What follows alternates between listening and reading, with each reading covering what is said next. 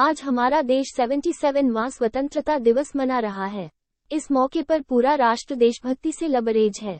भारत के प्रधानमंत्री नरेंद्र मोदी ने लाल किले की प्राचीर पर लगातार 1 बार तिरंगा फहराया और देशवासियों को संबोधित किया। पीएम मोदी अपने संबोधन में कहा कि लोकतंत्र में ये कैसे हो सकता है, विशेष बल देकर कह रहा हूं कि राजनीतिक दलों के बारे में ये बुराई है परिवारवादी पार्टियां।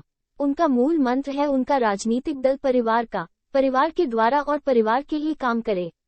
परिवारवाद और भाई भतीजावाद प्रतिभाओं के दुश्मन होते हैं। तुष्टीकरण ने सामाजिक न्याय का सबसे बड़ा नुकसान किया है। सामाजिक न्याय को तबाह किसी ने किया है तो वह तुष्टीकरण की राजनीति ने किया है। इसने सामाजिक न्याय को मौत के घाट उतार दिया है। अगर देश विकास चाहता है तो हमारे लिए आवश्यक है कि हम किसी भी हालत में भ्रष्टाचार को सहन नहीं करेंगे। पीएम मोदी ने कहा कि हमारे देश की सारी समस्याओं की जड़ में भ्रष्टाचार दीमक की तरह है। इसने देश के सामर्थ्य को बुरी तरह नोच लिया है। यह मोदी के जीवन का कमिटमेंट है। यह मेरे व्यक्तित्व की प्रतिबद्धता है कि मैं भ्रष्टाचार के खिलाफ लड़ता रहूंगा। हमारे देश को परिवारवाद ने नोच लिया है, इसने जकड़ कर रखा है। तीसरी बुराई है तुष्टीकरण। इसलिए मेरे प्यारे देशवासियों, हम इन 3 बुराई के खिलाफ पूरे सामर्थ्य से लड़ना है। ये ऐसी चीजें पनपी है जो हमारे देश की आकांक्षाओं का दमन करती है। हमें भ्रष्टाचार से मुक्ति पानी है। इस देश में पिछले 9 साल में 10 करोड़ लोगों को मैंने गलत फायदा उठाने से रोक दिया। ये 10 करोड़ लोग वो थे जिनका जन्म ही नहीं हुआ था। वे विधवा, वृद्ध, दिव्यांग हो जाते थे। 10 करोड़ बेनामी चीजों को रोका है। भ्रष्टाचारियों की संपत्ति पहले की तुलना में 20 गुना ज्यादा जब्त की है। त्याग और तपस्या का वो व्यापक रूप जन जन के अंदर एक नए विश्वास जगाने वाला वो पल आखिरकार 1947 में देश आजाद हुआ। 1000 साल की गुलामी में संजोए हुए सपने देशवासी पूरे करते हुए देखे। साथियों, मैं 1000 साल पहले की बात इसलिए कह रहा हूं, मैं देख रहा हूं फिर एक बार देश के सामने एक मौका आया है। इस ऐसे कालखंड में हम जी रहे हैं। ऐसे कालखंड में हमने प्रवेश किया है और यह हमारा सौभाग्य है कि भारत के ऐसे अमृत काल में, यह अमृत काल का पहला वर्ष है। या तो हम जवानी में जी रहे हैं या हम मां भारती की गोद में जन्म ले चुके हैं। और ये कालखंड, मेरे शब्द लिख करके रखिए मेरे प्यारे परिवारजनों, इस कालखंड में जो हम करेंगे, जो कदम उठाएंगे, जितना त्याग करेंगे, तपस्या करेंगे, सर्वजन हिताय सर्वजन सुखाय, एक के बाद एक फैसले लेंगे, आने वाले 1000 साल का देश का स्वर्णिम इतिहास उससे अंकुरित होने वाला है। इस कालखंड में होने वाली घटनाएं आगामी 1000 साल के लिए इसका प्रभाव पैदा करने वाली है। गुलामी की मानसिकता से बाहर निकला हुआ देश पंच प्राण को समर्पित होकर के एक नए आत्मविश्वास के साथ आज आगे बढ़ रहा है। नए संकल्पों को सिद्ध करने के लिए वो जी जान से जुड़ रहा है। मेरी भारत माता, जो कभी ऊर्जा का सामर्थ्य था लेकिन राख के ढेर में दबी पड़ी थी, वो भारत मां 140 करोड़ देशवासियों के पुरुषार्थ है। उनकी चेतना से, उनकी ऊर्जा से फिर एक बार जागृत हो चुकी है। मां भारती जागृत हो चुकी है। और मैं साफ देख रहा हूं दोस्तों, यही कालखंड है। पिछले 9-10 साल हमने अनुभव किया है। विश्व भर में भारत की चेतना के प्रति, भारत के सामर्थ्य प्रति एक नया आकर्षण, नया विश्वास, नई आशा पैदा हुई है। और ये प्रकाश पुंज जो भारत से उठा है, वो विश्व को उसमें अपने लिए ज्योति नजर आ रही है। विश्व को एक नया विश्वास पैदा हो रहा है। हमारा सौभाग्य है, कुछ ऐसी चीजें हमारे पास हैं जो हमारे पूर्वजों ने हमें विरासत में दी है और वर्तमान कालखंड ने गढ़ी है। आज हमारे पास डेमोग्राफी है, आज हमारे पास डेमोक्रेसी है, आज हमारे पास डाइवर्सिटी है। डेमोग्राफी, डेमोक्रेसी और डाइवर्सिटी की ये त्रिवेणी भारत के हर सपने को साकार करने का सामर्थ्य रखती है। आज पूरे विश्व में वहां देशों की उम्र ढल रही है, ढलाव पर है, तब भारत यौवन की तरफ ऊर्जावान होकर के बढ़ रहा है।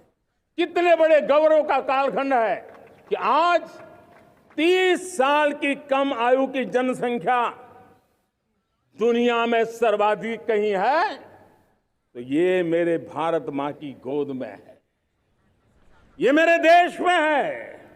और 30 साल से कम उम्र की नौजवान हो मेरे देश के पास हो, कोटि कोटि भुजाएं हो, कोटि कोटि मस्तिष्क हो, कोटि कोटि सपने, कोटि कोटि संकल्प हो, तो भाइयों बहनों, मेरे प्रिय परिवारजनों, हम इच्छित परिणाम प्राप्त करके रह सकते हैं।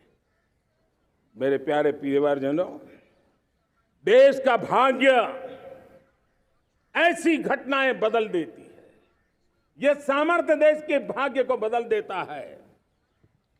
भारत 1000 साल की गुलामी और आने वाले 1000 साल के भव्य भारत के बीच में पड़ाव पर हम खड़े हैं, एक ऐसी संधि पर खड़े हैं और इसलिए अब हमें न रुकना है न दुविधा में जीना है।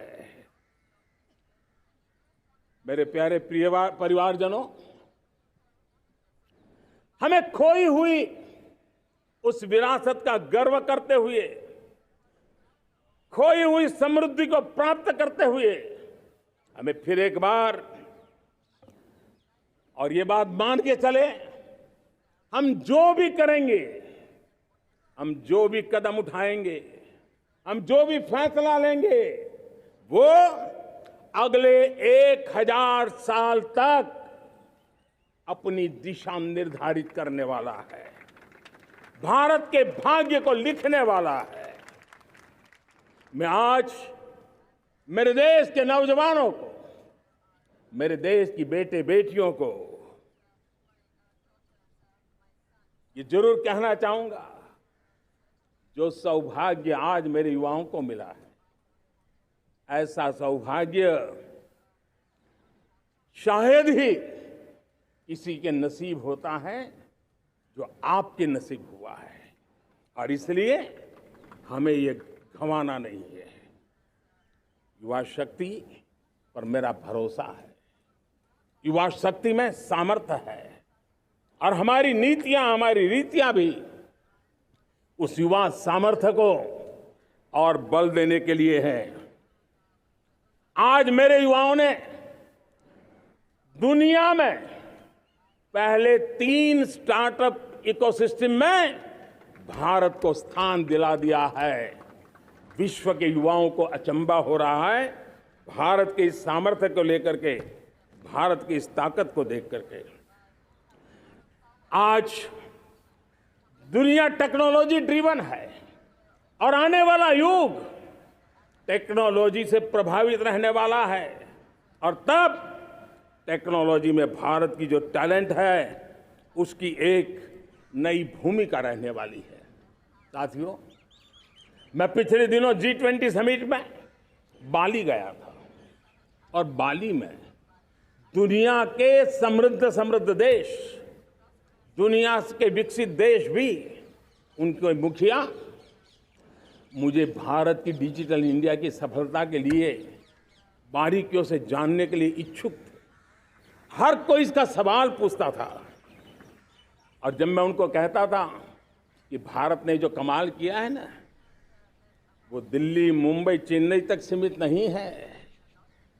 भारत ने जो कमाल कर रहा है, मेरे टियर 2, टियर 3 सिटी के युवा भी आज मेरे देश का भाग्य गढ़ रहे हैं। छोटे छोटे स्थान के मेरे नौजवान, और मैं आज बड़े विश्वास से कहता हूं, देश का ये जो सामर्थ्य नया नजर आ रहा है, और इसलिए मैं कहता हूं, हमारे छोटे शहर आकार और आबादी में छोटे हो सकते हैं। ये हमारे छोटे छोटे शहर, हमारे कस्बे आकार और आबादी में छोटे हो सकते हैं, लेकिन आशा और आकांक्षा, प्रयास और प्रभाव वो किसी से कम नहीं है। वो सामर्थ्य उनके अंदर है। नए ऐप्स, नए सॉल्यूशन, टेक्नोलॉजी, डिवाइस। अब खेलों की दुनिया देखिए, कौन बच्चे हैं? झुग्गी झोंपड़ी से निकले हुए बच्चे आज खेलों की दुनिया में पराक्रम दिखा रहे हैं। छोटे छोटे गांव के, छोटे छोटे कस्बे के नौजवान, हमारी बेटे बेटियां आज कमाल दिखा रही हैं। अब देखिए, मेरे देश की 100 जितनी स्कूल ऐसी हैं जहां के बच्चे सैटेलाइट बना करके सैटेलाइट छोड़ने की तैयारियां कर रही हैं। आज हजारों टिंकरिंग लैब नए वैज्ञानिकों का गर्भाधान कर रही है। आज हजारों टिंकरिंग लैब लाखों बच्चों को साइंस और टेक्नोलॉजी के राह पर आगे बढ़ने के लिए प्रेरणा दे रही हैं। मैं मेरे देश के नौजवानों को कहना चाहता हूं, अवसरों की कमी नहीं है। आप जितने अवसर चाहेंगे, ये देश आसमान से भी ज्यादा अवसर आपने देने का सामर्थ्य रखता है। मैं आज लाल किले की प्राचीर से मेरे देश की माताओं, बहनों, मेरे देश की बेटियों को हृदय से अभिनंदन करना चाहता हूं।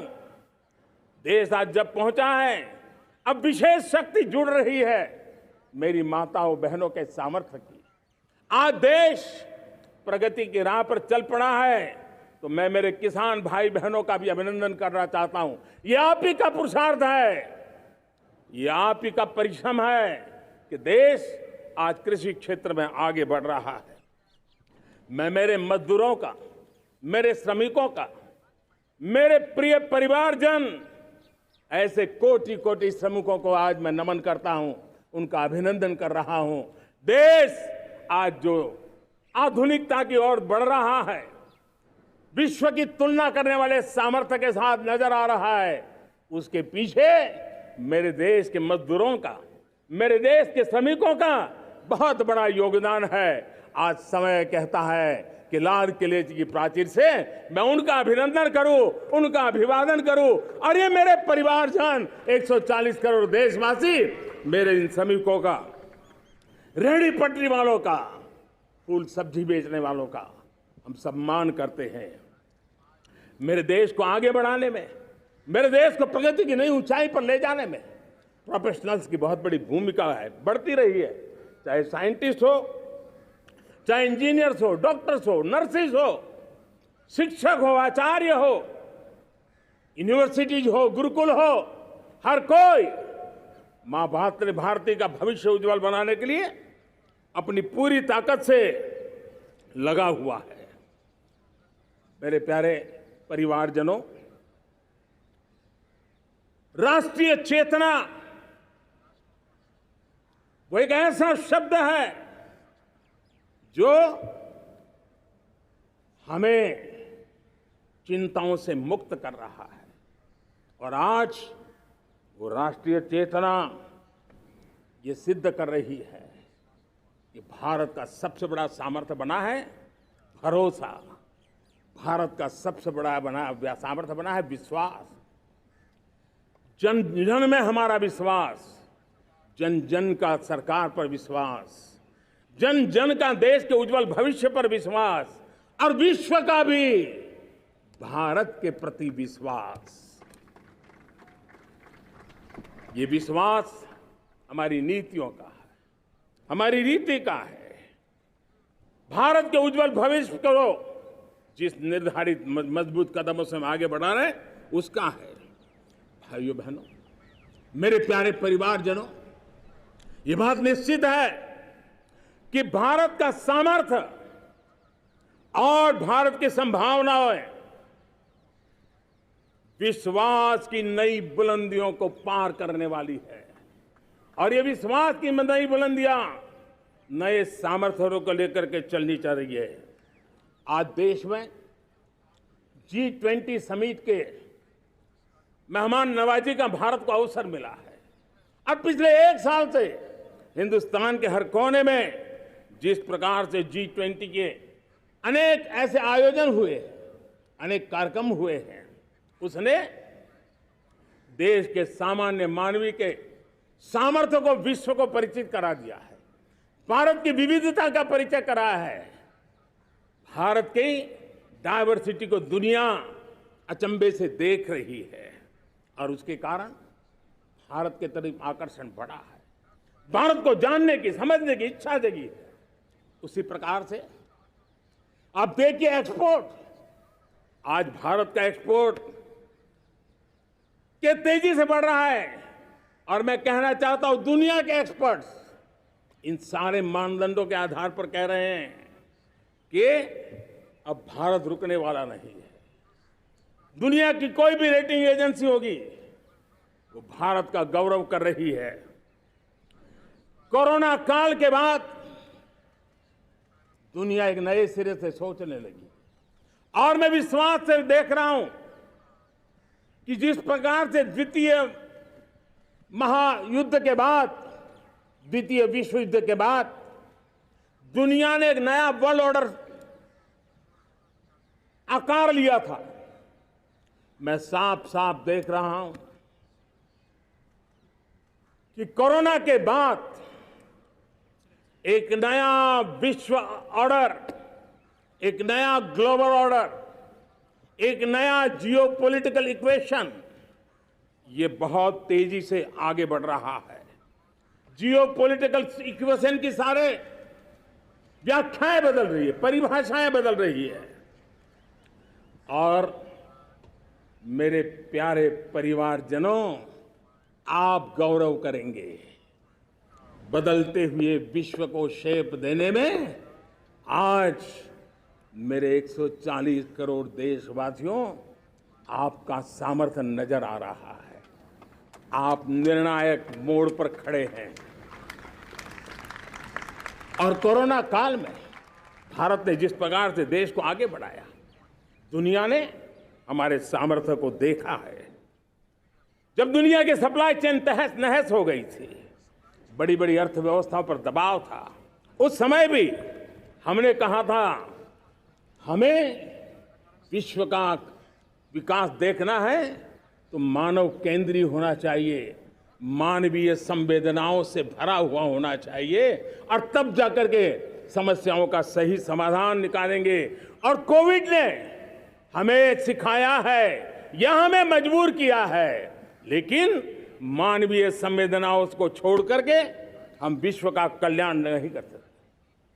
आज भारत ग्लोबल साउथ की आवाज बन रहा है। भारत की समृद्ध विरासत आज दुनिया के लिए एक अवसर बन रहा है। Global economy, global supply chain, इसमें भारत की हिस्सेदारी, मैं पक्का विश्वास से कहता हूं, आज जो भारत ने परिस्थिति पैदा हुई है, आज जो भारत ने कमाया है, वो दुनिया में स्थिरता की गारंटी लेकर के आया है। दोस्तों, अब न हमारे मन में, न 140 करोड़ मेरे परिवारजनों के मन में और न ही दुनिया के मन में कोई इफ्स है, कोई बट्स है। विश्वास बन चुका है। मेरे प्यारे देशवासियों, अब गेंद हमारे पाले में है। हमें अवसर जाने नहीं देना चाहिए, हमें मौका छोड़ना नहीं चाहिए। भारत में मैं मेरे देशवासियों का इसलिए भी अभिनंदन करता हूं कि मेरे देशवासियों में एक नीर-क्षीर विवेक का सामर्थ्य है, समस्याओं की जड़ों को समझने का सामर्थ्य है और इसलिए 2014 में मेरे देशवासियों ने 30 साल के अनुभव के बाद तय किया कि देश को आगे ले जाना है तो स्थिर सरकार चाहिए, मजबूत सरकार चाहिए, पूर्ण बहुमत वाली सरकार चाहिए। और देशवासियों ने एक मजबूत और स्थिर सरकार बनाई। और 3 दशकों के जो अनिश्चितता का कालखंड था, जो अस्थिरता का कालखंड था, जो राजनीतिक मजबूरियों से देश जकड़ा हुआ था, उससे मुक्ति मिली। मेरे प्यारे परिवारजनों, देश के पास आज एक ऐसी सरकार है, वो सर्वजन हिताय सर्वजन सुखाय, देश के संतुलित विकास के लिए समय का पल पल और जनता की पाई पाई, जनता की भलाई के लिए लगा रही है।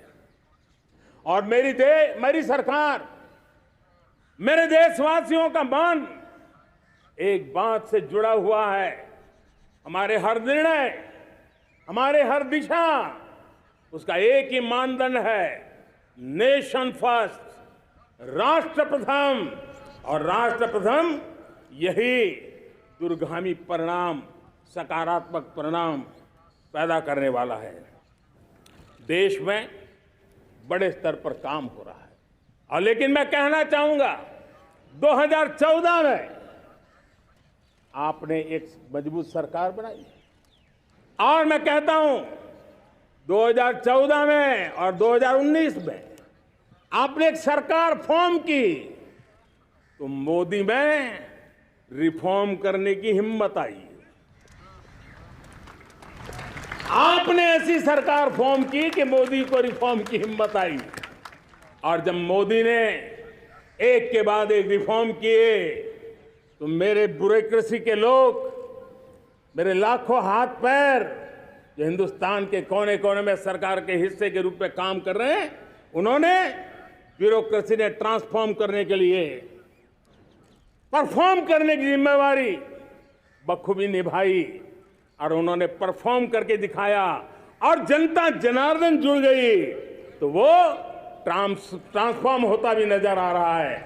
और इसलिए रिफॉर्म, परफॉर्म, ट्रांसफॉर्म, ये कालखंड अब भारत के भविष्य को गढ़ रहा है।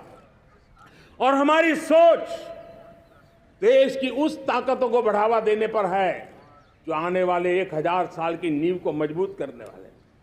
दुनिया को युवा शक्ति की जरूरत है, युवा स्किल की जरूरत है। हमने अलग स्किल मिनिस्ट्री बनाई, वो भारत की आवश्यकताओं को तो पूरी करेगी, वो दुनिया की आवश्यकताओं को पूरी करने का भी सामर्थ्य रखेगी। हमने जल शक्ति मंत्रालय बनाया।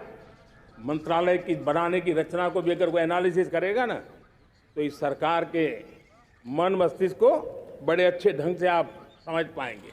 हमने जल शक्ति मंत्रालय बनाया। ये जल शक्ति मंत्रालय हमारे देश के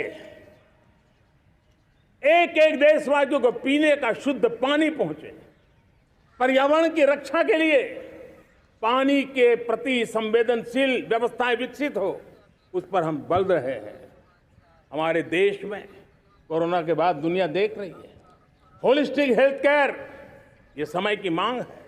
हमने अलग आयुष मंत्रालय बनाया, और योग और आयुष आज दुनिया में अपना परचम लहरा रहे हैं। हमने दुनिया को हमारे कमिटमेंट के कारण विश्व का हमारे प्रति ध्यान गया है। अगर हम ही हमारे इस सामर्थ्य को नकार देंगे तो फिर दुनिया कैसे स्वीकार करेगी। लेकिन जब मंत्रालय बना तो दुनिया को भी उसका मूल्य समझ में आया। मत्स्य पालन, हमारा इतना बड़ा समुद्री तट, हमारे कोटि कोटि मछुआरे भाई बहन, उनका कल्याण भी हमारे दिलों में है। और इसलिए हमने अलग से मत्स्य पालन को लेकर के, पशुपालन को लेकर के, डेयरी को लेकर के अलग मंत्रालय की रचना की, ताकि समाज के जिस वर्ग के लोग पीछे रह गए उनको हम साथ लें। देश में सरकारी अर्थव्यवस्था के हिस्से होते हैं, लेकिन समाज की अर्थव्यवस्था का एक बड़ा हिस्सा है कोऑपरेटिव मूवमेंट।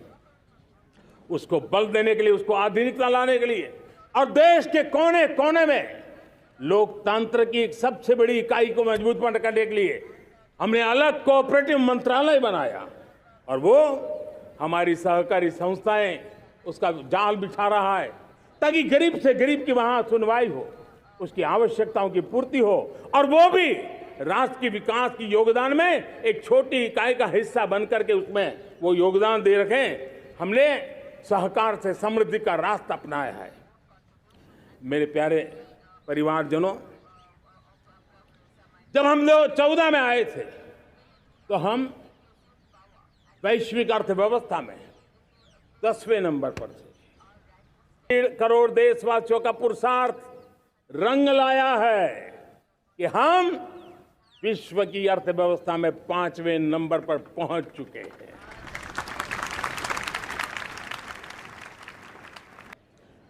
जो एक भ्रष्टाचार का राक्षस देश को दबोचे हुए थे, लाखों करोड़ के घोटाले अर्थव्यवस्था को डामाडोल कर रहे थे, गवर्नेंस फ्रेजाइल फाइल में देश की पहचान होने लगी थी, लीकेजेस को हमने बंद किया, मजबूत अर्थव्यवस्था बनाई, हमने गरीब कल्याण के लिए ज्यादा से ज्यादा धन खर्चने का प्रयास किया।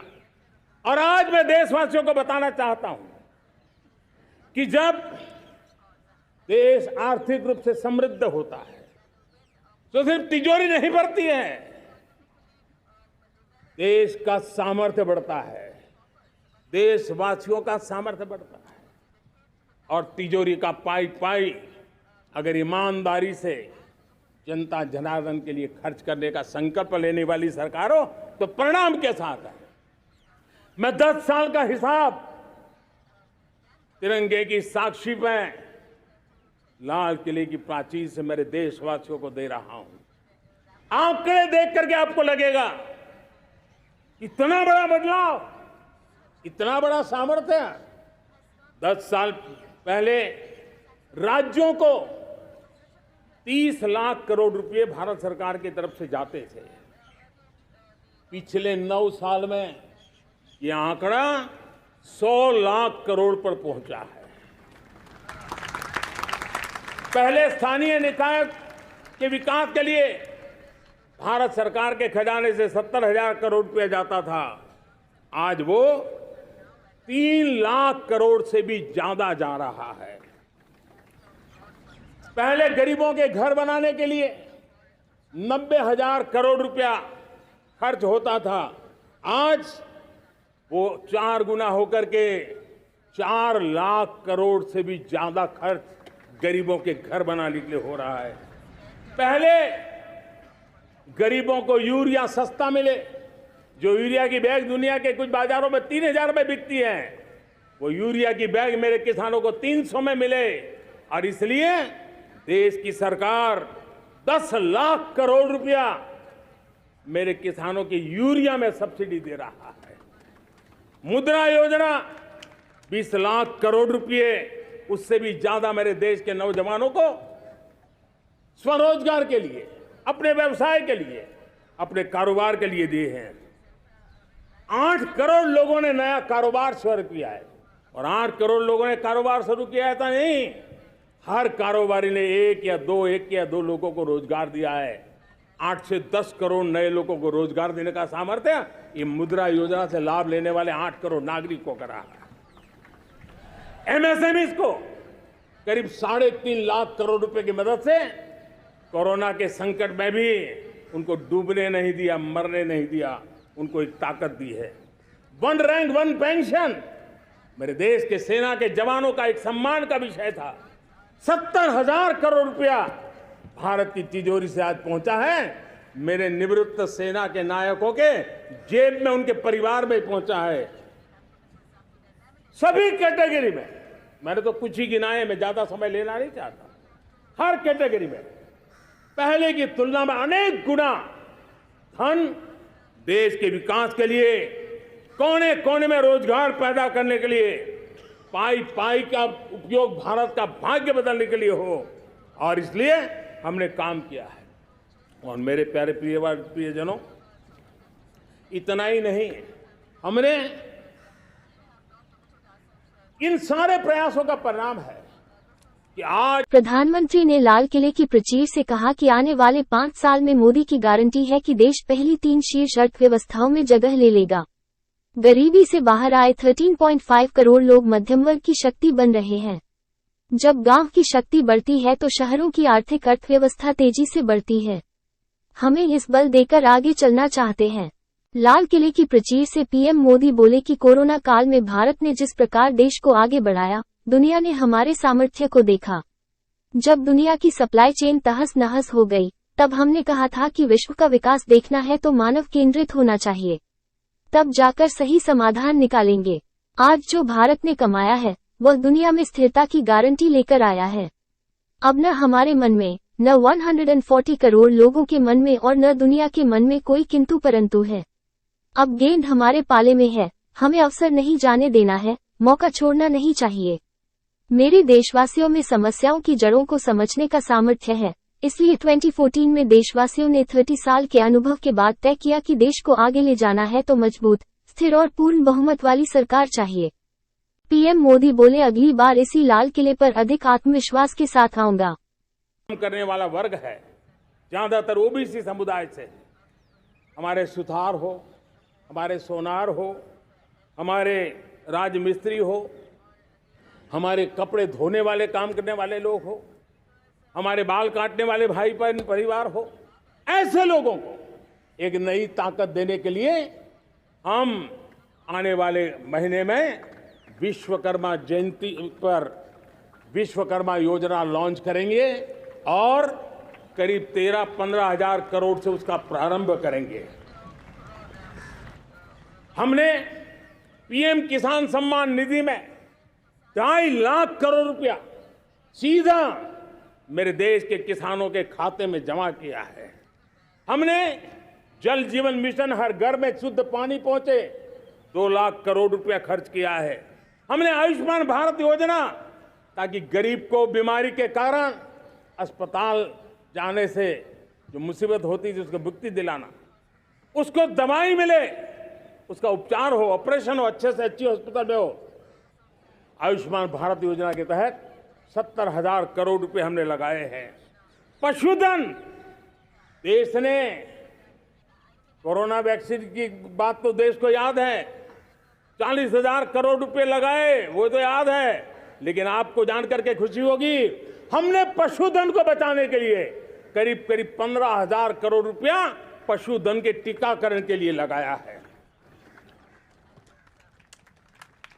मेरे प्यारे देशवासियों, मेरे प्यारे परिवारजनों, जन औषधि केंद्रों ने देश के सीनियर सिटीजन्स को, देश के मध्यम वर्गीय परिवार को एक नई ताकत दी है।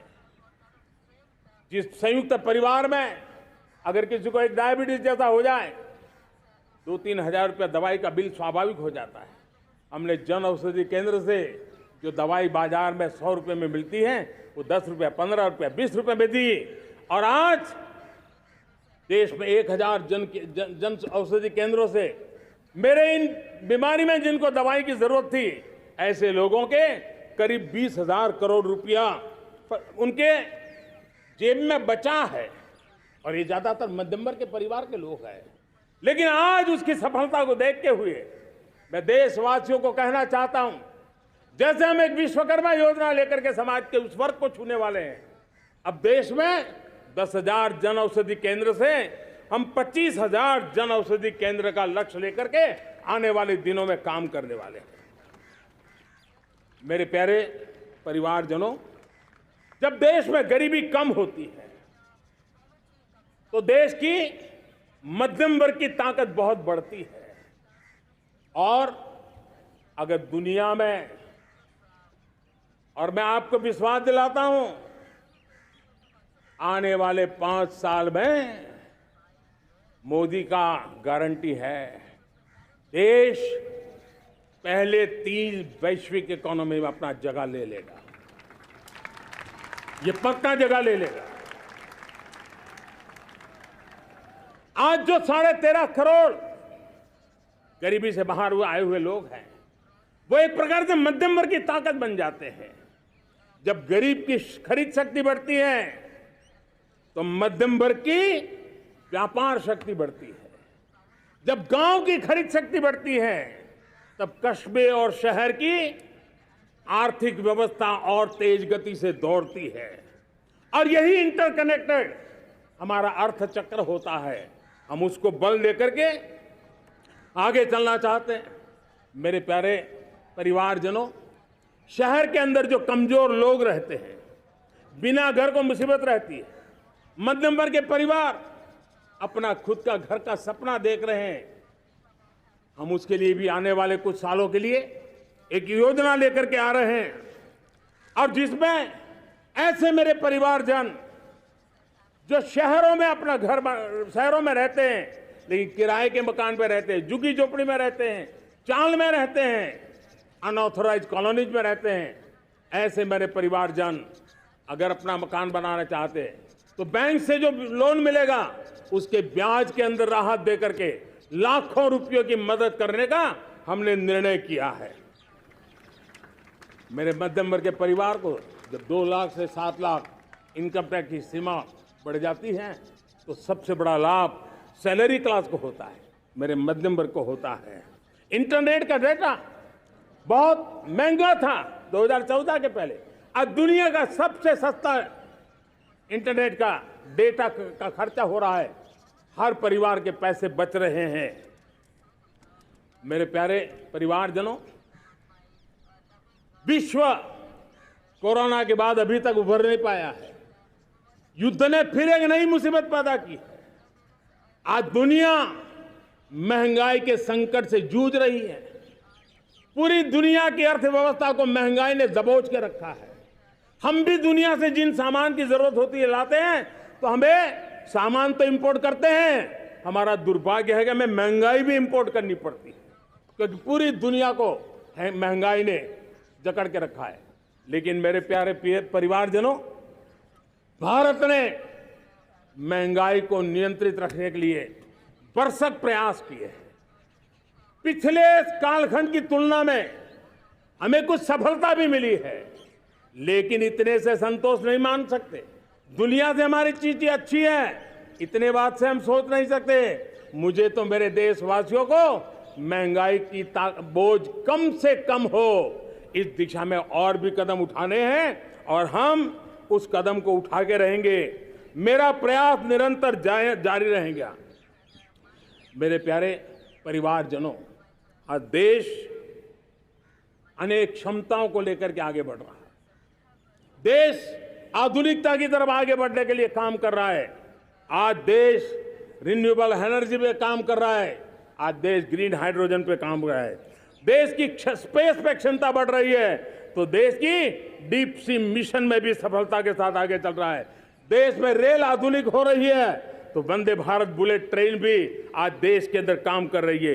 गांव गांव पक्की सड़कें बन रही है, तो इलेक्ट्रिक बसें, मेट्रो की रचना भी आज देश में हो रहे हैं। आज गांव गांव तक इंटरनेट पहुंच रहा है, तो क्वांटम कंप्यूटर के लिए भी देश तय कर रहता है।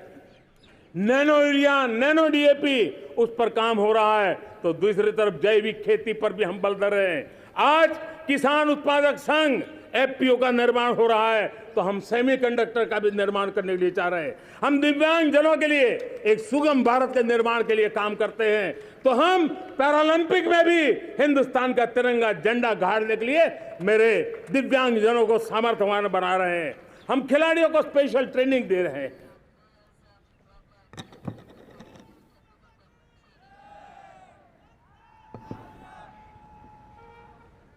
आज भारत पुरानी सोच, पुराने ढर्रे को छोड़ करके लक्ष्यों को तय करके लक्ष्यों को प्राप्त करने की दिशा से चल रहा है।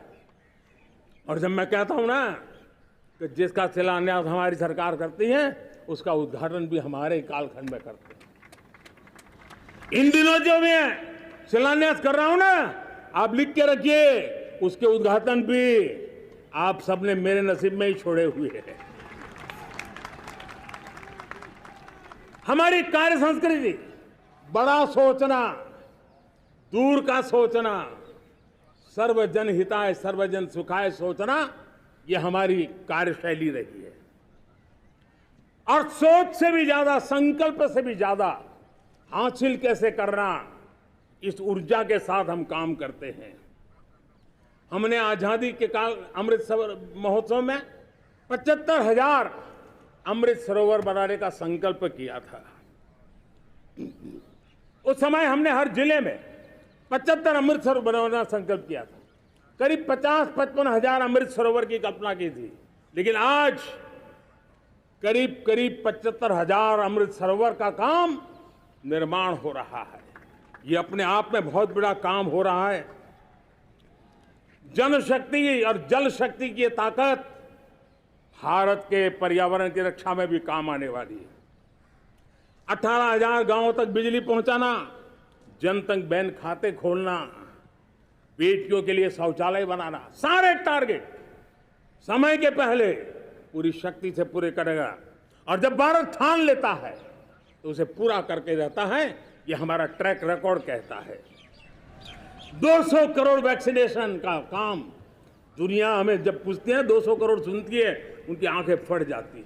इतना बड़ा काम ये मेरे देश के आंगनवाड़ी वर्कर, हमारी आशा वर्कर, हमारी हेल्थ वर्कर, उन्होंने करके दिखाया। यह मेरे देश का सामर्थ्य है। 5G को रोल आउट किया, दुनिया में सबसे तेज गति से 5G रोल आउट करने वाला मेरा देश है। 700 से अधिक जिलों तक हम पहुंच चुके हैं और अब 6G की भी तैयारी कर रहे हैं। हमने टास्क फोर्स बना दिया है। रिन्यूएबल एनर्जी, हम टारगेट से पहले चले हैं। हमने रिन्यूएबल एनर्जी 2030 का जो टारगेट तय किया था, 21-22 में इसको पूरा कर दिया। हमने इथेनॉल में 20% ब्लेंडिंग की बात कही थी, वो भी हमने समय से 5 साल पहले पूरा कर दिया। हमने $500 बिलियन के एक्सपोर्ट की बात की थी, वो भी समय के पहले $500 बिलियन से ज्यादा कर दिया। हमने तय किया, जो हमारे देश में 25 साल से चर्चा हो रही थी कि देश में नई संसद बने, पार्लियामेंट का कोई सत्र ऐसा नहीं था नई संसद के। ये मोदी है, समय के पहले नई संसद बना करके रख दिया। मेरे प्यारे भाई बहनों, ये काम करने वाली सरकार है, निर्धारित लक्ष्यों को पार करने वाली सरकार है। ये नया भारत है, ये आत्मविश्वास से भरा हुआ भारत है। ये संकल्पों को चरितार्थ करने के लिए जी जान से जुटा हुआ भारत है। और इसलिए ये भारत न रुकता है, ये भारत न थकता है, ये भारत न हाँफता है और न ही ये भारत हारता है। और इसलिए मेरे प्यारे परिवारजनों, आर्थिक शक्ति बढ़ी है तो हमारी सामरिक शक्ति को भी एक नई ताकत मिली है। हमारी सीमाएं पहले से अधिक सुरक्षित हुई है और मेरे सीमा पर बैठे हुए मेरे जवान जो देश की सीमाओं की रक्षा कर रहे हैं और मेरे देश की आंतरिक सुरक्षा के संभालने वाले यूनिफॉर्म फोर्सेस, मैं आजादी के इस पावन पर्व पर उनको भी अनेक अनेक बधाई देते हुए मेरी बात को आगे बढ़ाता हूं। सेना का अधिकरण हो, हमारी सेना युवा बने, हमारी सेना बैटल के लिए रेडी, युद्ध योग्य बने, इसलिए निरंतर रिफॉर्म का काम आज हमारी सेना में हो रहा है। मेरे प्यारे परिवारजनों, आए दिन हम लोग सुना करते थे, यहां बम धमाका हुआ, वहां बम धमाका हुआ, हर जगह पे लिखा हुआ रहता था कि इस बैग को मत छूना, अनाउंसमेंट होते रहते थे। आज देश सुरक्षा की अनुभूति कर रहा है और जब सुरक्षा होती है, शांति होती है, तो प्रगति के नए अरमान हम पूरे कर सकते हैं। उसको लिए सीरियल बम धमाके का जमाना बीती हुई बात हो गई है। निर्दोषों के जो मौत होते थे वो बीते हुए कल की बात हो गई है। आज देश में आतंकी हमलों में भारी कमी आई है। नक्सल प्रभावित क्षेत्रों में भी बहुत बड़ा बदलाव आया है, बहुत बड़ा परिवर्तन का एक वातावरण बना है। मेरे प्यारे परिवारजनों, प्रगति के हर चीज में, लेकिन जब 2047 हम एक विकसित भारत का सपना लेकर के चल रहे हैं, तब और वो सपना नहीं, 140 करोड़ देशवासियों का संकल्प है। और उस संकल्प को सिद्ध करने के लिए परिश्रम की पराकाष्ठा भी है। और उसकी सबसे बड़ी ताकत होती है वो राष्ट्रीय चरित्र होता है। दुनिया में जिन जिन देशों ने प्रगति की है, दुनिया में जो जो देश संकटों से वो पार करके निकले हैं, उसमें हर चीज के साथ साथ एक महत्वपूर्ण कैटलिक एजेंट रहा है, वो राष्ट्रीय चरित्र रहा है। और हमें राष्ट्रीय चरित्र के लिए और बल देते हुए हमें आगे बढ़ना होगा। हमारा देश, हमारा राष्ट्रीय चरित्र ओजस्वी हो, तेजस्वी हो, पुरुषार्थी हो, पराक्रमी हो, प्रखर हो, ये हम सबका सामूहिक दायित्व है। और आने वाले 25 साल हम एक ही मंत्र को लेकर चले, ये हमारे राष्ट्रीय चरित्र के सिरमौर होना चाहिए।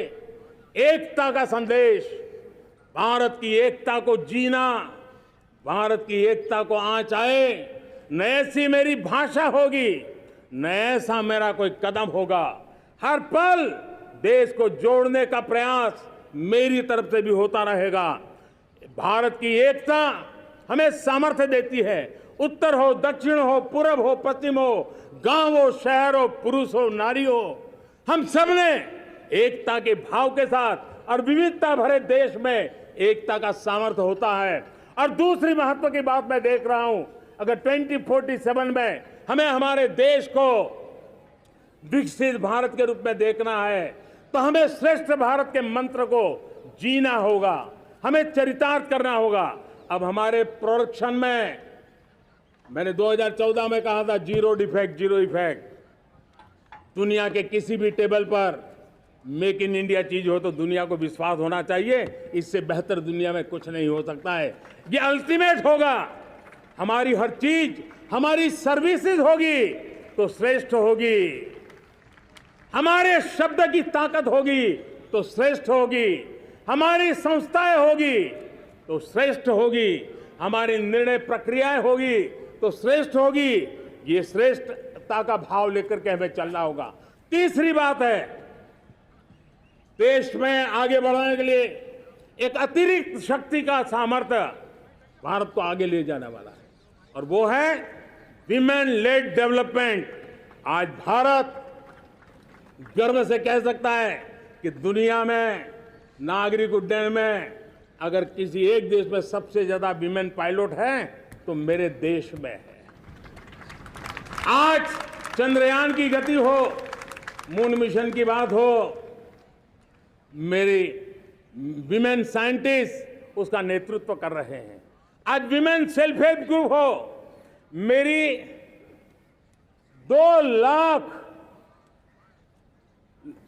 2 करोड़ लखपति दीदी का लक्ष्य लेकर के आज विमेन सेल्फ हेल्प ग्रुप पे हम काम कर रहे हैं। हम हमारी नारी शक्ति के सामर्थ्य को बढ़ावा देते हुए विमेन लेड डेवलपमेंट के, और जब G20 में मैंने विमेन लेड डेवलपमेंट के विषय को आगे बढ़ाया है तो पूरा G20 समूह इसके महत्व को स्वीकार कर रहा है, और उसके महत्व को स्वीकार कर करके वो उसको बहुत बल दे रहे हैं। उसी प्रकार से भारत विविधताओं से भरा देश है। असंतुलित विकास के हम शिकार रहे हैं। मेरा पराया का के कारण हमारे देश के कुछ हिस्से उसके शिकार रहे हैं। अब हमें रीजनल एस्पिरेशंस को, संतुलित विकास को बल देना है, और रीजनल एस्पिरेशंस को लेकर के उस भावना को हमें सम्मान देते हुए, जैसे हमारी भारत माँ का कोई, हमारा शरीर का कोई अंग अगर अविकसित रहे तो हमारा शरीर विकसित नहीं माना जाएगा। हमारा शरीर का कोई अंग दुर्बल रहे तो हमारा शरीर स्वस्थ नहीं माना जाएगा। वैसे ही मेरी भारत माता, उसका कोई एक भूभाग भी, समाज का कोई तबका भी अगर दुर्बल रहे तो मेरी भारत माता समर्थ है, स्वस्थ है, ऐसा बैठ करके हम नहीं बैठ सकते। और इसलिए रीजनल एस्पिरेशंस को हमने एड्रेस करने की आवश्यकता है, और इसलिए हम समाज का सर्वांगीण विकास हो, सर्वस्पर्शी विकास हो, भूभाग के हर क्षेत्र को उसकी अपनी ताकत को खिलने का अवसर मिले, उस दिशा में आगे बढ़ना चाहते हैं। मेरे प्यारे परिवारजनों, भारत एक मदर ऑफ डेमोक्रेसी है। भारत मॉडल ऑफ डाइवर्सिटी भी है। भाषाएं अनेक हैं, बोलियां अनेक हैं, परिधान अनेक हैं, विविधताएं बहुत है। हमने उन सारे को आधार पर आगे बढ़ना है। मेरे प्यारे परिवारजनों, देश के जब मैं एकता की बात करता हूं, तब अगर घटना मणिपुर में होती है तो पीड़ा महाराष्ट्र में होती है। अगर बाढ़ आसाम में आती है तो बेचैन केरला हो जाता है। हिंदुस्तान के किसी भी हिस्से में कुछ भी हो, हम एक अंगांगी भाव की अनुभूति करते हैं। मेरे देश की बेटियों पर जुल्म न हो, यह हमारा सामाजिक भी दायित्व है, यह हमारा पारिवारिक दायित्व भी है, और ये देश के नाते हम सबका दायित्व है।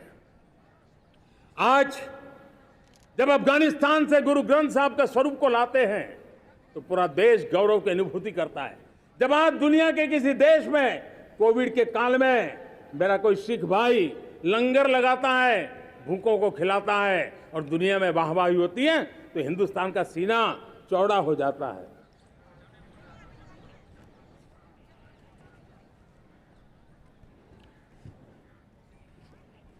मेरे प्यारे परिवारजनों,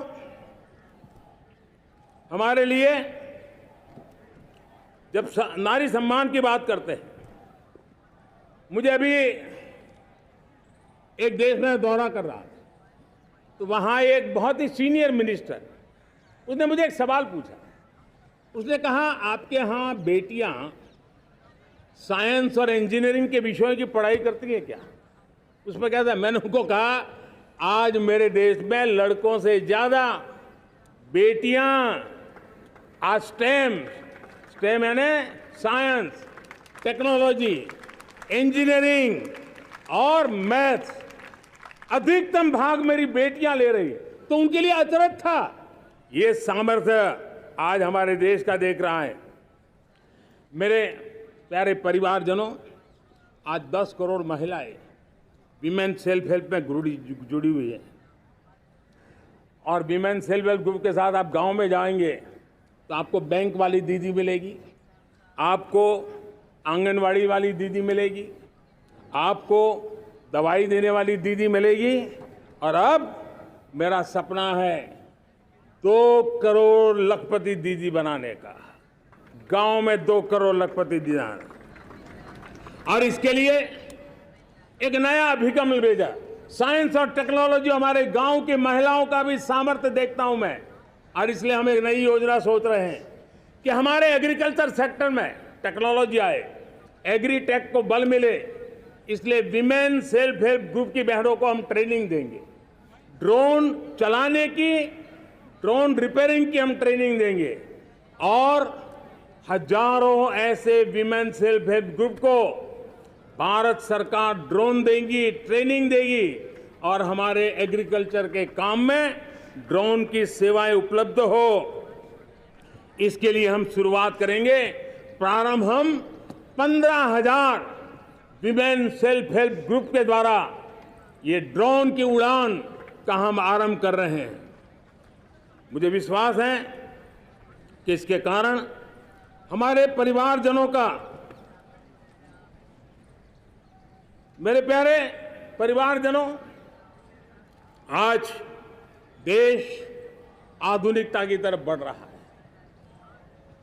हाईवे हो, रेलवे हो, एयरवे हो, हाईवेज हो, इंफॉर्मेशन वेज, वाटरवेज हो, कोई क्षेत्र ऐसा नहीं है जिस क्षेत्र को आगे बढ़ाने की दिशा में आज देश काम न करता हो। पिछले 9 वर्ष में तटीय क्षेत्रों में हमने, आदिवासी क्षेत्र में, हमारे पहाड़ी क्षेत्र में विकास को बहुत बढ़ दिया है। हमने पर्वतमाला, भारतमाला ऐसी योजनाओं के द्वारा समाज के उस वर्ग को हमने बल दिया है। हमने गैस की पाइपलाइन से हमारे पूर्वी भारत को जोड़ने का काम किया है। हमने अस्पतालों की संख्या बढ़ाई है, हमने डॉक्टर की सीटें बढ़ाई हैं ताकि हमारे बच्चे डॉक्टर बनने का सपना पूरा कर सके। हमने मातृभाषा में पढ़ाने पर बल दिया है, अब मातृभाषा में वो पढ़ाई कर सके उस दिशा में। और मैं भारत के सुप्रीम कोर्ट का भी धन्यवाद करता हूं कि भारत की सुप्रीम कोर्ट ने कहा है कि आप जो जजमेंट देंगे उसका जो ऑपरेटिव पार्ट होगा वो जो अदालत में आया है उसकी भाषा में उसको उपलब्ध होगा। मातृभाषा का महात्म्य आज बढ़ रहा है। मेरे प्यारे भाई परिवारजनों, आज तक हमारे देश के जो बॉर्डर विलेज हैं, हमने वाइब्रेंट बॉर्डर विलेज का एक कार्यक्रम शुरू किया है। और वाइब्रेंट बॉर्डर विलेज, अब तक इसके लिए कहा जाता था देश के आखिरी गांव, हमने उस पूरी सोच को बदला है। वो देश का आखिरी गांव नहीं है, सीमा पर जो नजर आ रहा है वो मेरे देश का पहला गांव है। अगर सूरज उगता है पूरब में तो उस तरफ के गांव में पहली सूरज की किरण आती है, अगर सूरज ढलता है तो इस तरफ के गांव में आखिरी किरण उसका लाभ मिलता है। ये मेरे पहले गांव है और मुझे खुशी है कि आज मेरे इस कार्यक्रम के विशेष मेहमान, ये जो पहले गांव है, सीमावर्ती गांव है, उसके 600 प्रधान आज इस लाल किले की प्राचीर के इस महत्वपूर्ण कार्यक्रम का हिस्सा बनने के लिए आए। पहली बार वो इतनी दूर तक आए हैं, नए संकल्प और सामर्थ्य के साथ जुड़ने के लिए आया है। मेरे प्यारे परिवारजनों, हमने संतुलित विकास के लिए एस्पिरेशनल डिस्ट्रिक्ट, एस्पिरेशनल ब्लॉक की कल्पना की और आज उसके सुखद परिणाम मिल रहे हैं। आज राज्य के जो नॉर्मल पैरामीटर्स हैं, जो एस्पिरेशनल डिस्ट्रिक्ट कभी बहुत पीछे थे, वो आज राज्य में भी अच्छा करने लग गए हैं। और मुझे विश्वास है कि आने वाले दिनों में ये हमारे आकांक्षी जिले, हमारे आकांक्षी बॉल अवश्य आगे बढ़ेंगे। जैसे मैंने कहा था, भारत का चरित्र की चर्चा कर रहा था, तो मैंने पहला कहा था भारत की एकता, दूसरा कहा था भारत श्रेष्ठता की तरफ बल दें, तीसरा कहा था विमेन लेड डेवलपमेंट की मैंने बात कही थी। और मैं आज एक बात और कहना चाहता हूं कि हम जैसे रीजनल एस्पिरेशन, मैंने चौथी बात कही थी, पांचवी महत्व की बात, और भारत ने उस दिशा में ध्यान, और वो है हमारा राष्ट्रीय चरित्र विश्व मंगल के लिए सोचने वाला होना चाहिए। हमें देश को इतना मजबूत बनाना है जो विश्व मंगल के लिए भी अपनी भूमिका अदा करे। और आज जिस प्रकार से संकट की घड़ी में देश ने दुनिया की मदद की, उसका परिणाम है कि आज दुनिया में हमारा देश एक विश्व मित्र के रूप में, विश्व का अटूट साथी के रूप में आज मेरे देश की पहचान बनी है। हमें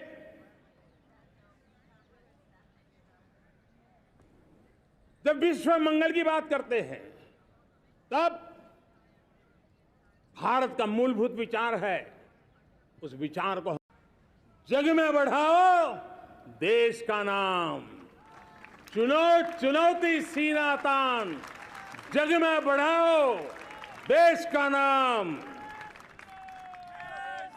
मेरे प्यारे परिवारजनों, हिंदुस्तान के कोने कोने में बैठे हुए मेरे परिवारजन, दुनिया के कोने कोने में जाकर के बसे हुए मेरे परिवारजन, आप सबको आजादी के पावन पर्व की फिर एक बार मैं बहुत बहुत शुभकामनाएं देता हूं। ये अमृत काल हम सबके लिए कर्तव्य काल है।